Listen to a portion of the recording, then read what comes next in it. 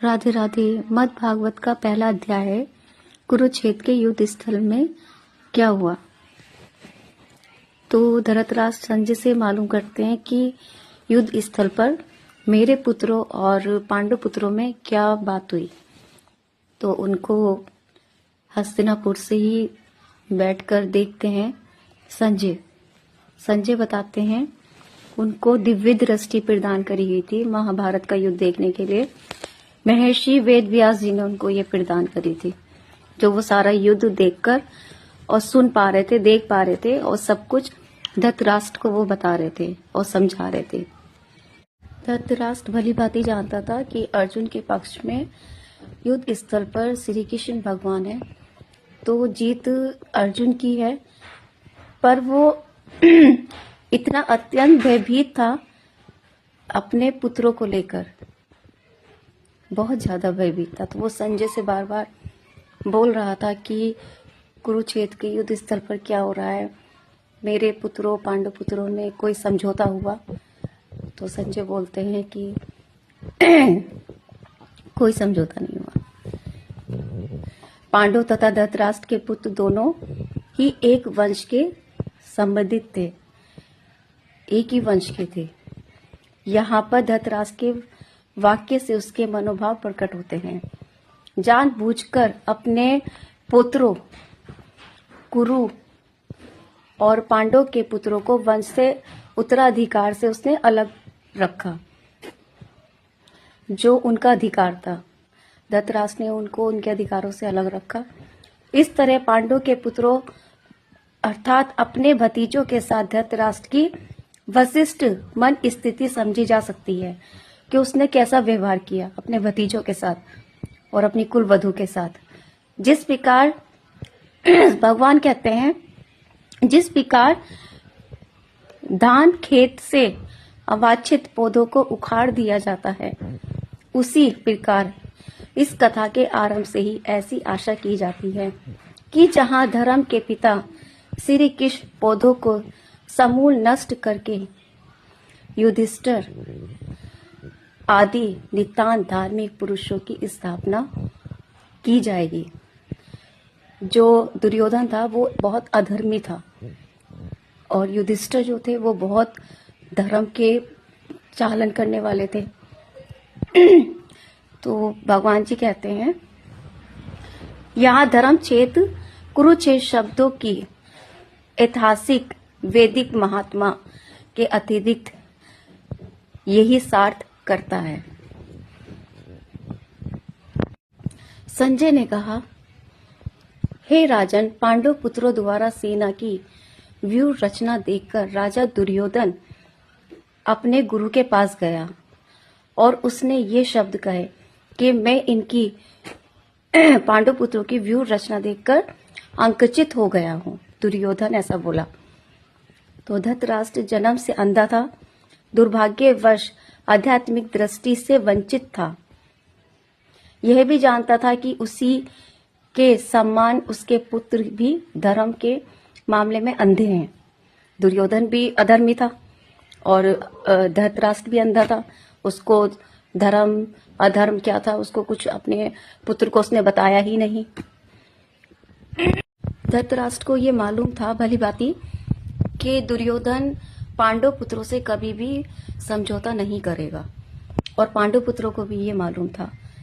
और भगवान ये जानते थे। दुर्योधन पांडवों की सेना को देखकर तुरंत सेनापति द्रोणाचार्य के वास्तविक स्थिति से अवगत कराने गया।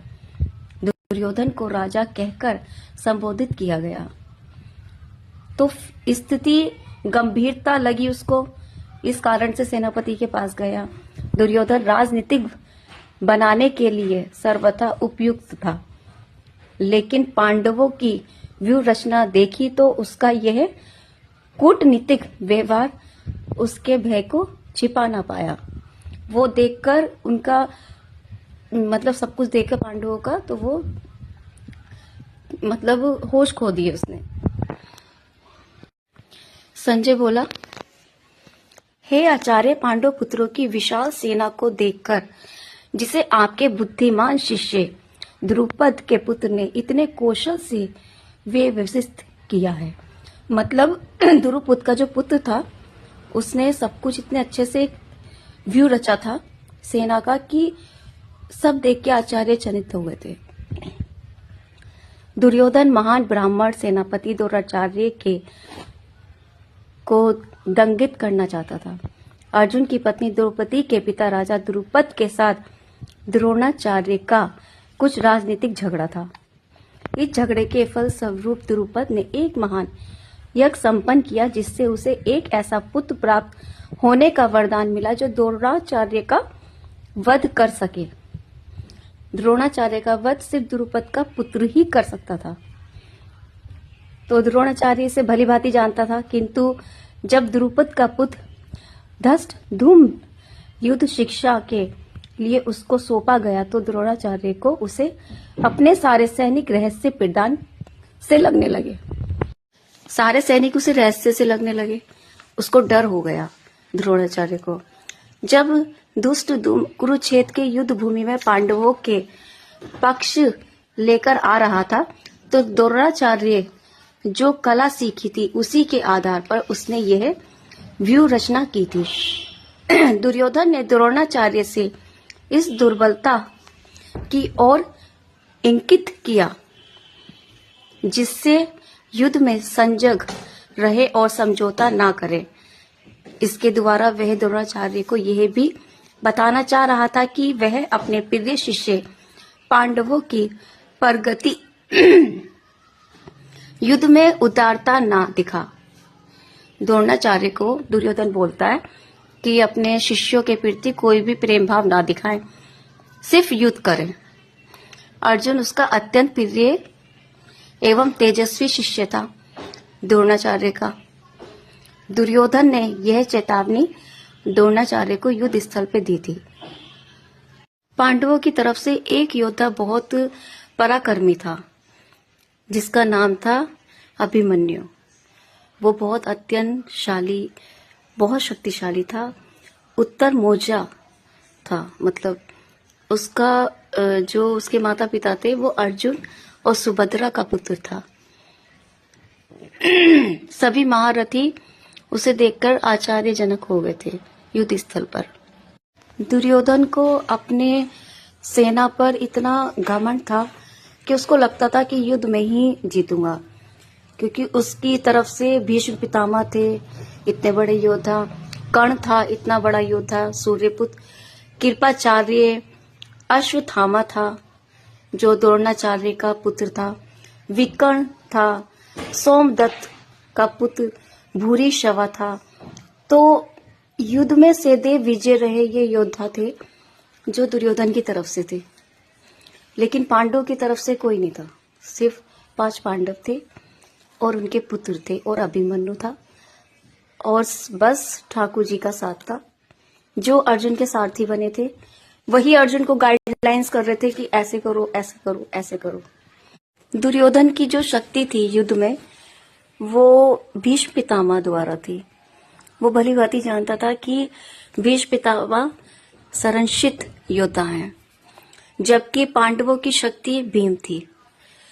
पांडवों की जो शक्ति था भली भांति जानते थे पांडव कि भीम बहुत शक्तिशाली है, क्योंकि उसको 100 बल का प्रदान था और हनुमान जी की शक्ति थी उसको, जो हनुमान जी ने दी थी उसको, उसके अंदर बहुत बल था।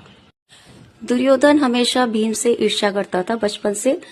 जब वो छोटा था तब भी दुर्योधन ने बचपन में भी कई बार उनको मारने का प्रयास किया भीम को। जब ये शिष्य थे गुरुकुल में गए थे तो वही उसकी परंपरा चली आ रही थी, क्योंकि वो भली भांति जानता था कि जब मैं मरूंगा मेरी मृत्यु होगी तो वो भीम के हाथ से होगी। और ये भीम ने कहा भी था कि जब भी दुर्योधन की मृत्यु होगी तो वो मेरे हाथ से होगी। तो ये भली भांति जानता था दुर्योधन। जब युद्ध स्थल पर उसने व्यूह रचना देखी तो वो भीम को देख के, अर्जुन को देख के आश्चर्यजनक हो गया। तो उसने कहा सैन्य व्यू से, अपने सैनिकों से कहा कि सभी अलग अलग मोर्चों पर खड़े हो जाओ और भीष्म पितामह को पूरी तरह से सहायता दो ताकि वो इनका सामना करे, क्योंकि पांडवों का सामना सिर्फ भीष्म पितामह कर सकते थे। इसलिए वो चाहता था कि भीष्म पितामह आगे रहें। दुर्योधन भली भांति जानता था कि अगर हम कौरवों की विजय होगी तो वो भीष्म देव के द्वारा होगी। अगर भीष्म पितामह की विजय नहीं हुई तो हम पराजय हो सकते हैं पांडवों से। इसलिए दुर्योधन को बहुत डर सता रहा था कि भीष्म पितामह कहीं हार ना जाए पांडवों से। भीष्म पितामह पहले युद्ध नहीं कर रहे थे। दुर्योधन ने उनको ऐसा कह के कर बार बार बोल कर पांडवों के सामने खड़ा करा समक्ष लड़ने के लिए। तो कुरुवंश के व्योवृद्ध परम प्रतापी एवं व्रत पितामह ने सिंह गर्जना सी ध्वनि करने वाले अपने शंख को उच्च स्वर से बजाया।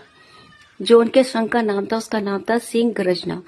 उसका इतना ऊंचा स्वर था, आवाज इतनी थी उसकी, वो बजाया जिससे दुर्योधन को बहुत हर्ष हुआ। मतलब वो बहुत खुश हुआ कि भीष्म पितामह ने आह्वान दे दिया पांडवों को युद्ध के लिए कि अब मैं लड़ूंगा दुर्योधन की तरफ से, क्योंकि पहले भीष्म पितामह सामने नहीं आ रहे थे लड़ने के लिए।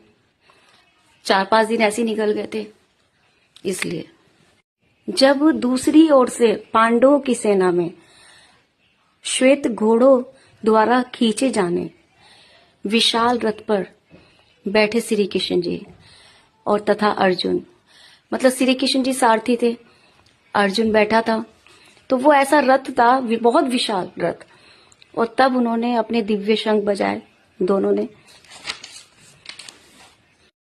जब ठाकुर जी ने अपना शंख बजाया तो भीष्म देव द्वारा बजाए हुए शंख की जो आवाज थी, गूंज थी, जो दुर्योधन सोच रहा था, तो वो ठाकुर जी का शंख बजाते ही उस शंख की नाद से सूचित हो गया था कि पांडवों की ही विजय होगी। दुर्योधन को ऐसा भय हो गया था उस शंख की आवाज से। जो ठाकुर जी ने शंख बजाया था और अर्जुन ने, उस शंख की ध्वनि ऐसी थी, उसका ये श्लोक है, जय सतु पांडु पुत्राणम यशामम पशे जनार्दनम। इसका मतलब है कि सदा पांडव पुत्रों के जैसों की ही विजय होती है, क्योंकि भगवान कृष्ण उनके साथ होते हैं धर्म के मार्ग पे। और जहां जहां भगवान होते हैं वहां वहां माँ लक्ष्मी भी उपस्थित रहती हैं। अपने पति के बिना माँ लक्ष्मी नहीं रहती। जैसा कि विष्णु या भगवान कृष्ण के शंख द्वारा उत्पन्न दिव्य ध्वनि से सूचित हो रहा था विजय, श्री दोनों ही अर्जुन की प्रतीक्षा कर रही थी। इसके लिए अतिरिक्त रथ में दोनों मित्र आसीन थे। अर्जुन को अग्नि देवता द्वारा प्रदत्त था। इससे सूचित हो रहा था तीनों लोक में जहां कहीं भी यह जाएगा वहां विजय निश्चित है। तीनों लोक में ये घोषित हो चुका था कि जो विजय है वो अर्जुन की ही होगी। अर्जुन को माँ लक्ष्मी का भी योगदान मिला, भगवान कृष्ण का योगदान मिला, और उनके रथ पे जो ऊपर विराजमान थे वो भगवान हनुमान जी थे। और हनुमान जी तो बहुत दिव्य शक्तिशाली हैं। युद्ध शुरू होने से पहले भगवान कृष्ण ने अपना पैजन्य शंख बजाया और अर्जुन ने देवदंत शंख तथा अतिभोजी एवं अति मानवीय कार्य करने वाले भीम ने प्रोणक नामक भयंकर शंख बजाया, जिसकी ध्वनि भगवान श्री कृष्ण को हषिकेश कहा गया। उसकी आवाज इतनी तेज थी कि कौरवों के जितने भी मतलब सब थे युद्ध स्थल पर, वो सब आश्चर्यचकित रह गए थे। संजय धृतराष्ट्र को बता रहे हैं कि युद्ध भूमि ने सबने अपने अपने शंख बजाए आह्वान देने के लिए युद्ध से पहले। हे राजन कुंती पुत्र राजा युधिष्ठिर ने अपने अनंत विजय नामक शंख बजाया तथा नकुल और सहदेव ने सुघोष एवं मणिपुष्पक शंख बजाया। महाधनुधर काशीराज परम योद्धा शिखंडी धृष्टद्युम्न विराट अजय साहित्यिक द्रुपद द्रौपदी के पुत्र तथा सुभद्रा के महाबाहु पुत्र आदि सबों ने अपने अपने शंख बजाए, आह्वान दिया। आपको पता है शिखंडी द्रुपद की पुत्री थी, पहली कन्या। जब उसका स्वयंवर हुआ तो भीष्म पितामह वहां गए और भीष्म पितामह से उसका स्वयंवर तय हुआ, लेकिन भीष्म पितामह ब्रह्मचारी थे तो उन्होंने उनसे विवाह करने से मना कर दिया। उनका उस समय नाम था अम्बा।